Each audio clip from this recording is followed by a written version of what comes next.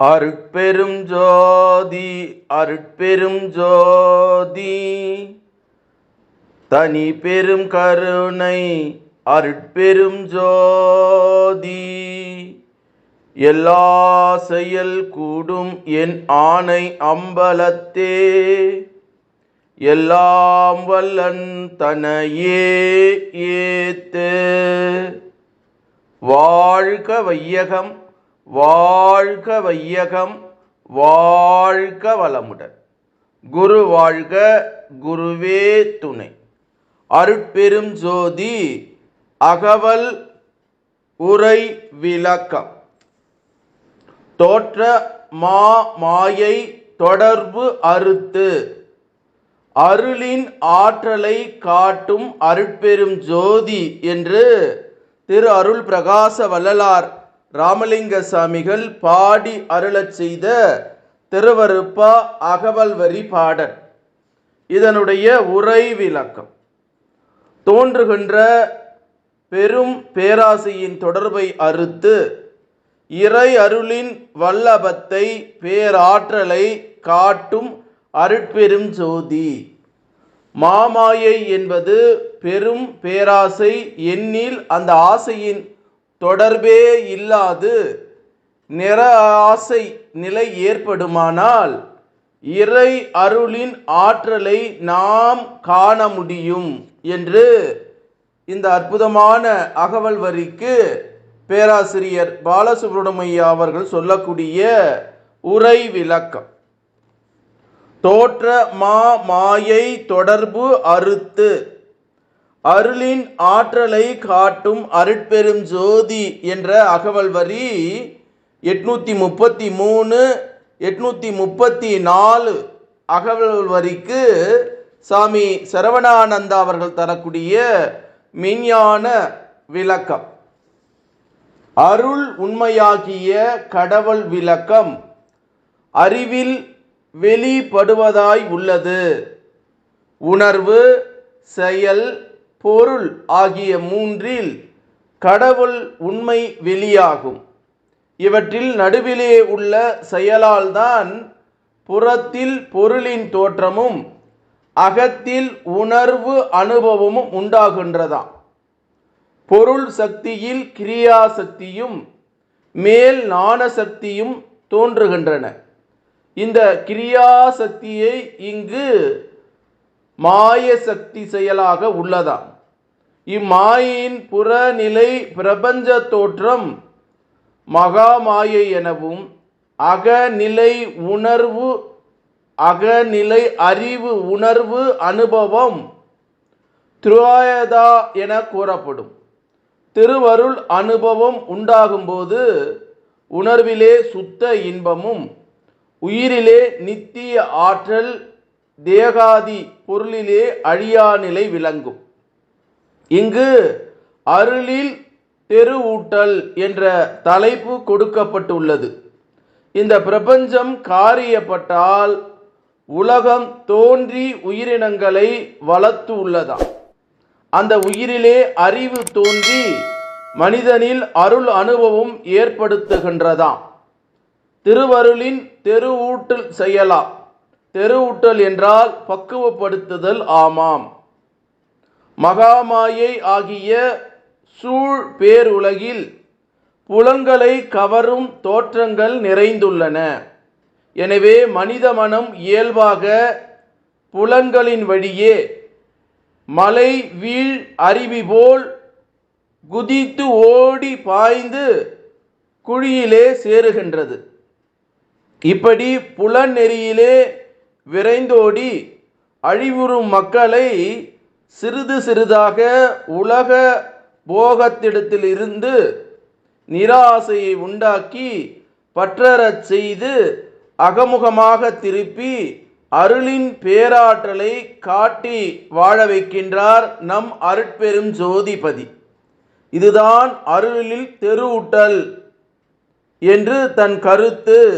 அருளினால் அருளினால் என்று சாமி சரவணானந்தா அவர்கள் சொல்லக்கூடிய அற்புதமான அகவல் வரி விளக்கம். தோற்ற மாயை தொடர்பு அறுத்து அருளின் ஆற்றலை காட்டும் அருட்பெரும் ஜோதின்னு வள்ளல் பெருமான் அற்புதமாக இந்த அகவல் வரியை பாடுகிறார். எதற்காக பாடுகிறார்? மனித தேகமாக எடுத்து கொடுத்திருக்கக்கூடிய மனித இனம் அந்த பேராசையிலே சிக்குண்டு அருகுண வயப்பட்டு தன்னையும் அழித்து கொண்டு தன்னை சுற்றியிருப்பவரையும் அழித்து கொண்டு போகாமல் அகத்திலே நுழைந்து அகவாசலை திறந்து மரணமில்லா பெருவாழ்வை அடைய வேண்டும் என்கிற சிதம்பர ரகசியத்தை காட்டி கொடுக்கக்கூடிய ஒரு அற்புதமான மகான் திரு அருள் பிரகாச வள்ளலார். அதனால தான் அவர் இந்த அற்புதமான அகவல் வரியில உண்மையான மெய்ப்பொருளை நமக்கு காட்டி அதன் மீது இறையருளின் வல்லபத்தை பேராற்றலை காட்டக்கூடிய அருட்பெரும் ஜோதி ஆண்டவரை நமக்கு காட்டி வைக்கிறார். அப்ப அந்த பேராசையை நிறையாசையாக ஏற்படுமானால் இறை அருளின் ஆற்றலை நம்ம காண முடியும் என்று பேராசிரியர் பாலசுப்ரமணிய அவர்கள் சொல்றார். இதைவிட உயர்ந்த நிலைக்கு மெய்ஞான வழியை நமக்கு காட்டக்கூடிய ஒரு சிந்தனையை சாமி சரவணானந்தா அவர்கள் நமக்கு சொல்றார்.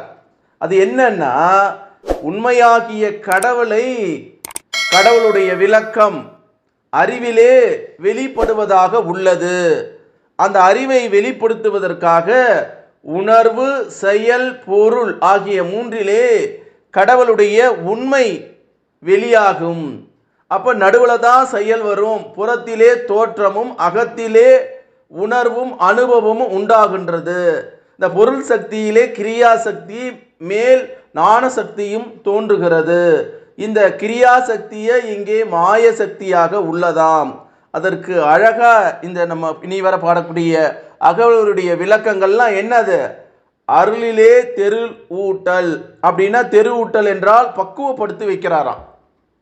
அருட்பெருஞ்சோதி ஆண்டவர் வள்ளல் பெருமான் மூலமாக நம்ம பக்குவப்படுத்துகிறார், ஆன்மீகத்திற்கு தயார்படுத்துகிறார் என்கின்ற ஒரு உன்னதமான கருத்தை சொல்லக்கூடிய இந்த அகவல் வரி.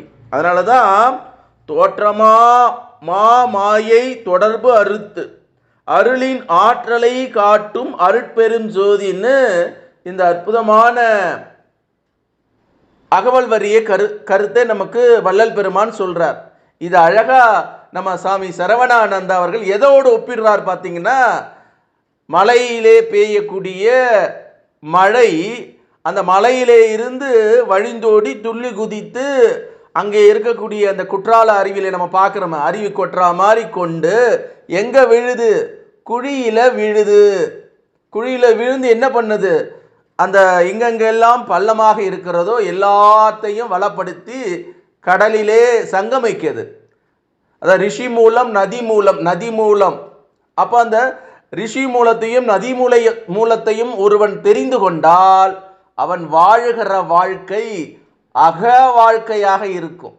அப்ப அந்த பிரபஞ்ச ரகசியத்தை நீ தெரிந்து கொள்ள வேண்டும் என்றால், மலையிலே பெய்யக்கூடிய அந்த மழையை நீர் எப்படி மலையிலே ஊறி கீழே அருவியாக கொட்டுதோ, கொட்டி மட்டும் இல்லாமல் குழியிலே விழுந்து அது அங்கே இருந்து ஓடி காடு நதி எங்க மேடு பள்ளங்களை எல்லாம் கடந்து எங்க போய் கடல்ல போய் சங்கமாகிறது. இதுதான் மனிதனுடைய கண்ணுக்கு தெரியக்கூடிய அகக்காட்சி. நம்ம என்ன பண்றோம்? நதி போகிற இடத்தை, அந்த தண்ணி போகக்கூடிய இடத்துல என்ன பண்றோம்? தடுக்கிறோம். நம்ம தான் மனதை இதமாக வைத்திருக்கக்கூடிய மனிதன் மம்மதை கொண்டிருக்கிறோம். இயற்கை என்னை நான் விட பெரியவன், எனக்கு 6 அறிவு இருக்கு, நான் நினைச்சது சாதிப்பேன், புறம் பேசுவது, நல்லவர் மாறி முகத்தின் முன்னால் பேசி பின்பு அவன் கடகராம்பர் லூசு, அவன் கடகராம்பர் பைத்தியக்காரன், அவன் பஞ்சமா பாதங்களை செய்துவிட்டு அடுத்தவனுடைய பஞ்சமா பாதங்களை நோண்டி நோண்டி கிளறாம்பர். தன்னோட முதுகுலே நிறைய அழுக்குகளை வச்சிருக்கிறான். அதை சொன்னாவே எத்தனை கிலோ தேருன்னு தெரியாது. அடுத்தவன் முகத்துல அழுக்கு இருக்கா? அவன் அழுக்க பிடிச்சவனா இருக்கிறான்.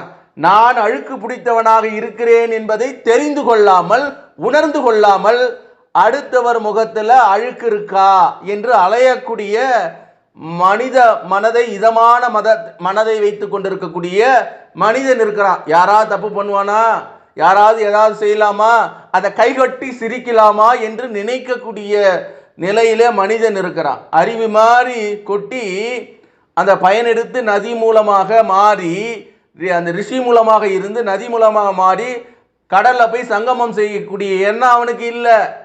அடுத்தவர்களுடைய வளர்ச்சி பிடிக்கல, அடுத்தவர்களுடைய உயர்வு நிலை பிடிக்கல. அவன் கிடக்கிறான் யோகம் செய்வனை பார்த்து பைத்தியக்காரன்றான். இந்த மாதிரியான சுடு சொற்களை சொல்லிக்கிட்டு தினந்தோறும் பஞ்சமா பாதங்களை அவன் செஞ்சுக்கிட்டு அவன் செய்யலாம். ஏன்னா அவனுக்கு அதே வேலை. அவன் என்ன ஒன்னாலும் இந்த பிரபஞ்சத்தை நாசப்படுத்தலாம். ஆனால் அடுத்தவர்கள் யாருன்னா பண்ணா ஒரு கோபம் வரும். ஏன்னா தான் மட்டுமே பண்ணணும். தனி மனிதன் ஒரு ஒரு பகுதியாக இருக்கட்டும், ஒரு ஊராக இருக்கட்டும், இன்னைக்கு பார்த்தீங்கன்னா ஏரியெல்லாம் மாசுபட்டு இருக்கிறது, நதிகள் எல்லாம் மாசுபட்டு இருக்கிறது. ஆளுகிற ஆட்சியாளர்களுக்கு கவலையே இல்லை. நிரந்தரமாக அவன்தான் இருப்பான் என்ற எண்ணத்தை அவன் விதைச்சிட்டு இருக்கிறான். அதனால எதையும் காசு கொடுத்தையும் அதிகாரத்திலையும் உண்மையானவர்களை முட்டாளாக்கி, அறிவாளிகளை முட்டாளாக்கி டம்மி பீஸு ஒன்றுத்துக்கு உதவாதவெல்லாம் இன்னைக்கு அறிவாளி மாதிரி காட்டி கொண்டு இருக்கக்கூடிய நிலை இருக்கிறதுனால தான் இயற்கை சீற்றம் அப்பப்போ தன்னுடைய கோர முகத்தை காட்டுது.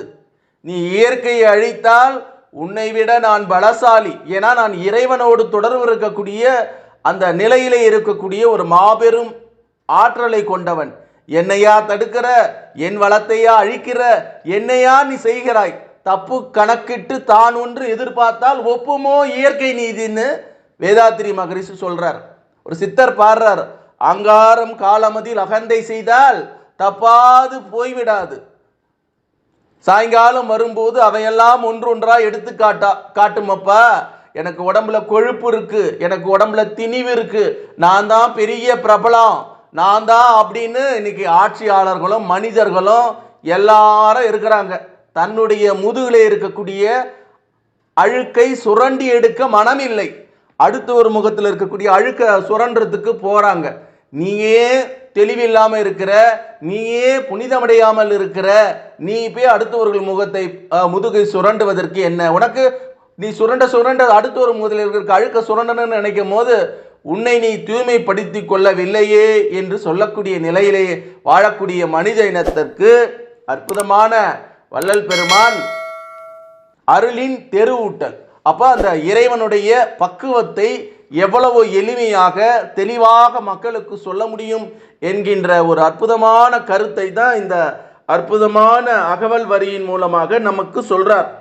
தோற்ற மாயையை தொடர்பு அறுத்து அருளின் ஆற்றலை காட்டும் அருட்பெரும் ஜோதின்னு அந்த ஏக ஜோதியை, ஏக இறைவனை சொல்லுது. அடியேனையும் இந்த அற்புதமான நாளில் இதை பதிவு செய்யக்கூடிய ஒரு பாக்கியத்தை கொடுத்திருக்கக்கூடிய இறையாற்றலுக்கும், என்னுடைய தாய் தந்தையர்களுக்கும், என்னுடைய முன்னோர்களுக்கும் அடி தொட்டு வணங்கி, அருட்பெரும் ஜோதி, அருட்பெரும் ஜோதி, தனி பெரும் கருணை, அருட்பெரும் ஜோதி, எல்லாம் செயல் கூடும் என் ஆணை அம்பலத்து, எல்லாம் வல்லன் தனையே ஏத்து, இன்று வருமோ நாளைக்கு வருமோ அல்லது மற்ற என்று வருமோ அறியேன் எம் கோவே, துன்று மலை விம்மாயற்று வெளிக்குள் வெளி கடந்து சுமாயிருக்கும் சுகம் என்று பாடி அருளச் செய்த திரு அருள் பிரகாச வள்ளலார் ராமலிங்க சாமிகளின் திருவடியை வணங்கி, இந்த பூமியிலே வாழக்கூடிய சித்தர்கள், ஞானிகள், மகான்கள், ஜீவமுக்தருடைய திருவடியை வணங்கி இறை நிலையோடு என் எண்ணத்தை கலக்கவிட்டு உங்கள் அனைவரையும் மனதார நெஞ்சார வாழ்க வளமுடன், வாழ்க வளமுடன், வாழ்க வளமுடன் என்று வாழ்த்துகிறேன். நன்றி, வணக்கம், வாழ்க வளமுடன்.